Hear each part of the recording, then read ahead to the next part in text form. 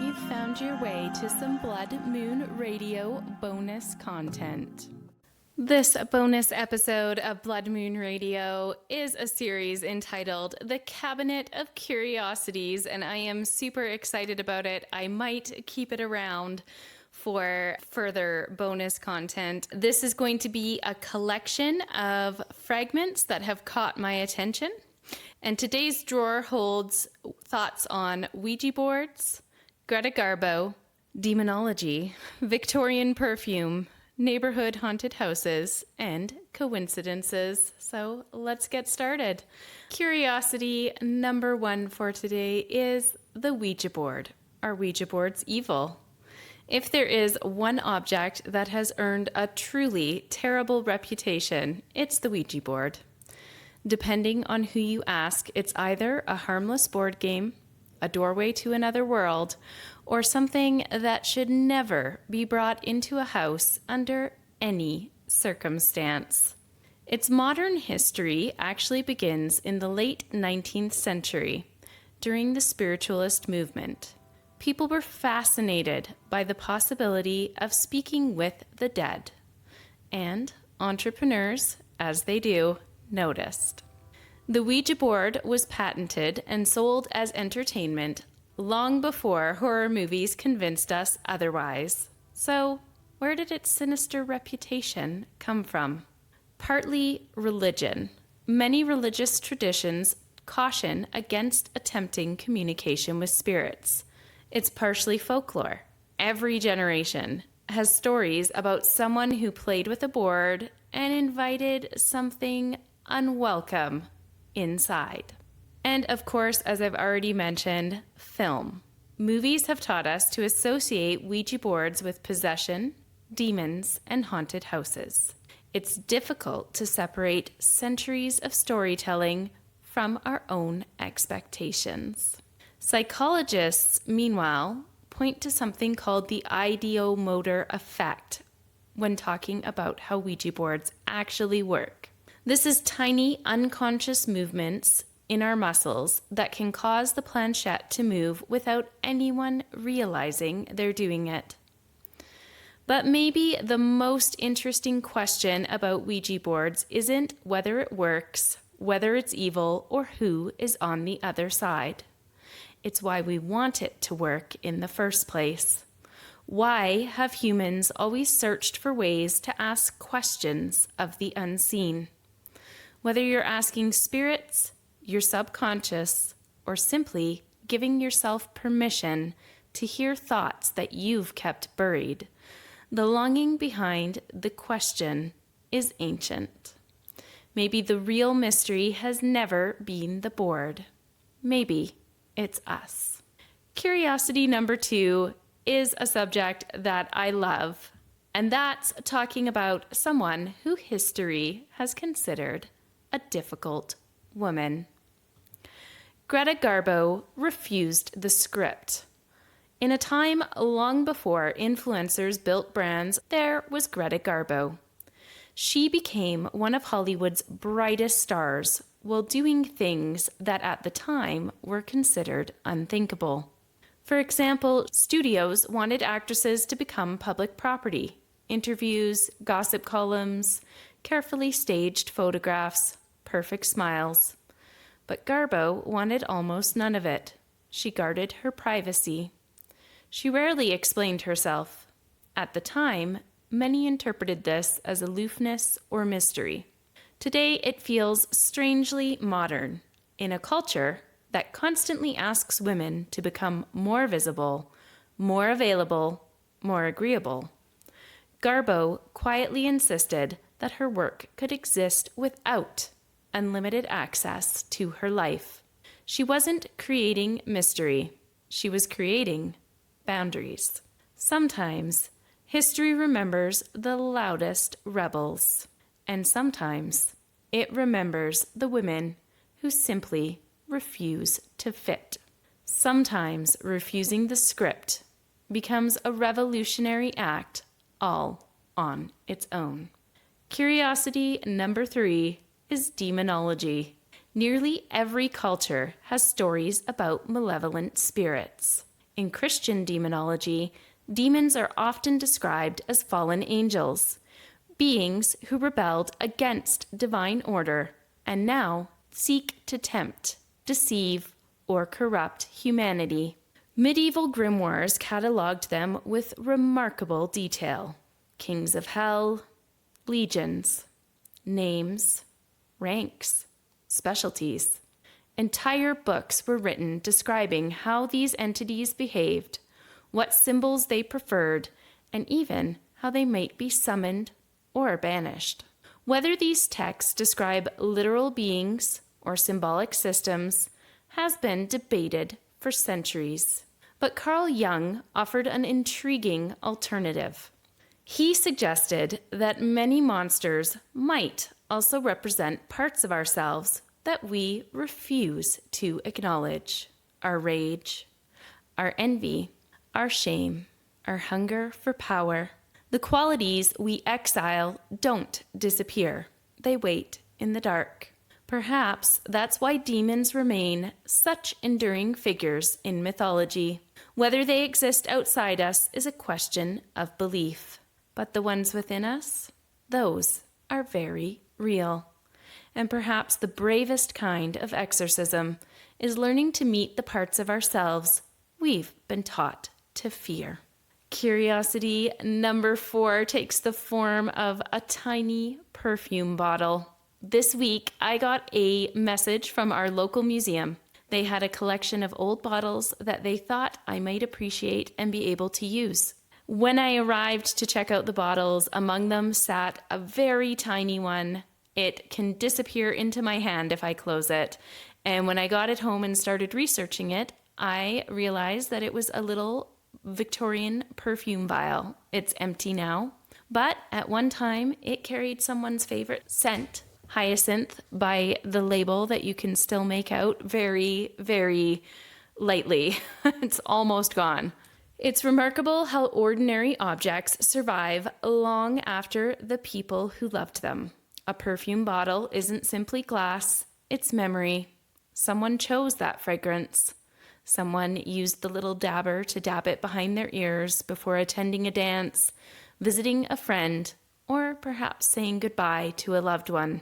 The perfume itself has vanished. Those moments have vanished. The person who wore it has vanished. Yet somehow, this little bottle remains.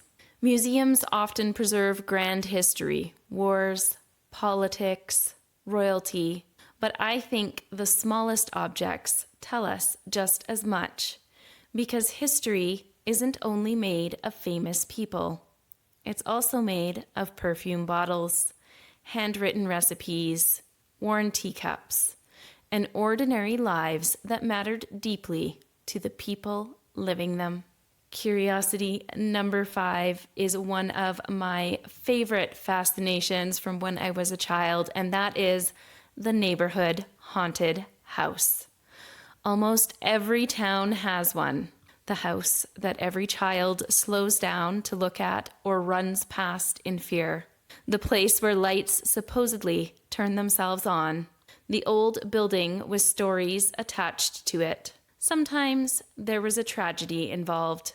Sometimes there wasn't. Sometimes the stories change every time they're told. Haunted houses aren't simply ghost stories. They're community folklore. They become places where neighbors pass along cautionary tales, unexplained experiences, and local legends. Whether anyone actually encountered something supernatural almost becomes secondary. The story itself becomes a part of our local landscape, and every generation inherits it, adds something, removes something, passes it along. Before long, the haunted house belongs to everyone. Maybe that's why I love local haunted house ghost stories so much. They're less about proving whether ghosts exist and more about understanding how communities remember. The haunted house in my neighborhood was just down the street from the house I grew up in. It was one house over on the next block. but on the same street. And it was a little greenhouse that was abandoned. It sat at the back of the property, and it had a outdoor entrance to the hand-dug basement. Sometimes the neighborhood kids would be brave enough to break into the root cellar or the basement to check it out. And I was never brave enough to go in. I was a bit of a rule follower, and that felt like trespassing. But when they tore it down, I regretted not going in so badly because I just always wondered. I'm sure everything in my imagination was much more vibrant than what the actual basement looked like. It probably looked like other cellars because in the town I grew up in, people had cold rooms or cellars for storing canning. I'm sure it was just shelves and jars and nothing much, and the house was quite small, but I wish young Coraley wasn't quite such a rule follower. Who knows? Who knows what I would have seen? Maybe there was a ghost hiding in the corner. Our last curiosity today is strange coincidences. I don't know if I believe that everything happens for a reason, but I do think life occasionally winks at us. Carl Jung called meaningful coincidences synchronicities, moments that feel connected, not because one caused the other, but because together they seem to carry meaning. Whether it's psychology, spirituality, chance, or something else entirely, I leave for you to decide. The biggest string of cities that I have ever experienced, the one that I can't forget, is that every single person that I've ever dated, I have either seen in passing, had an interaction with, or had them brought up in some way before I actually met and knew them.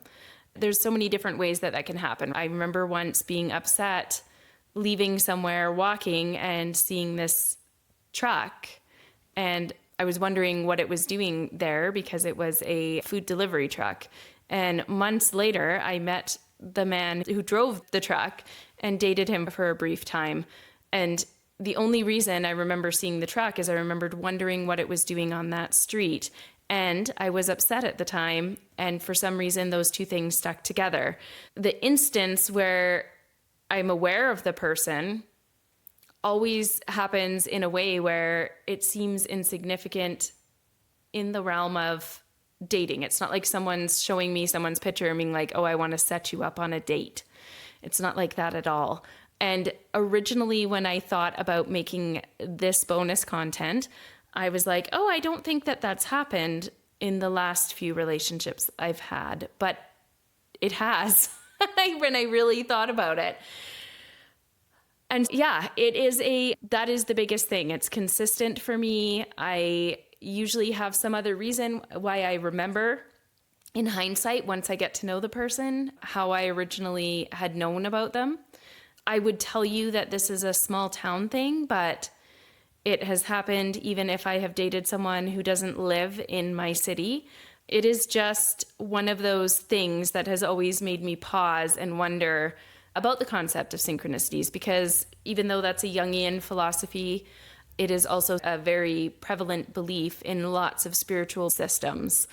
I don't know at this point, because I'm in my mid-40s, that you can convince me that that's just random coincidences. I think if that had happened with a few relationships, fine, but it's every single one. I could go all the way down the rabbit hole with this when you start to talk about manifestation, your conscious and your awareness, bringing things to fruition. It really plays into that. Maybe there's like a fiction book in there for me to write. I don't know. It's fun, but it's also a little freaky. That is going to be it for tonight's Cabinet of Curiosities. 6 little drawers were opened, 6 tiny mysteries explored. Maybe one of them lingered with you. Maybe one sent you down a rabbit hole of your own. Curiosity has always been one of my favorite forms of magic. It asks nothing of us except that we stay open to wonder. Until next time, keep asking impossible questions and keep a little room in your own cabinet for the strange things that find you. The next bonus content for the Empress Rising Season 1 of Blood Moon Radio releases in 2 weeks and features our past special guest, Jowita Bydlowska. Make sure you tune in to find out what Jowita and I got up to in the off-season. If you enjoyed the Cabinet of Curiosities and you want to join the conversation, be sure to write us a blood letter or to comment on our socials or YouTube. We always love hearing from you, and there is absolutely nothing I find more intriguing than a spooky story. Until next season, stay curious, stay connected, and keep following what calls you. See you soon.